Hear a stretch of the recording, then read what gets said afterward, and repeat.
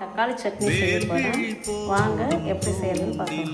கடாய் வச்சாச்சு, ஆயில் சேர்த்தாச்சு, உப்பு, பூண்டு சேர்த்துக்கலாம், வரமிளகாய், ஆனியன் ஆட் பண்ணிக்கலாம்.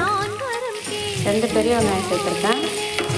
இது கூட 4 தக்காளி சேர்த்துக்கலாம். விட்டு போகாமல் இருக்கும், பசங்க ஸ்கூலுக்கெல்லாம் கொண்டு போகலாம். வெங்காயத்தை நல்லா வணக்கிடலாம். கட் பண்ணி வச்சுக்கிற 3 தக்காளி ஆட் பண்ணிக்கலாம். இப்போ சால்ட்டு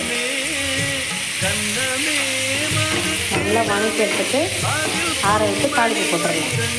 ஈஸியாக ஒரு டேஸ்டியான ஒரு தக்காளி சட்னி. 75% வந்து குக்கானால் போதும். இப்போ வந்து ஆற விட்டு அரைச்சி தாளிப்பு பண்ணிடலாம்.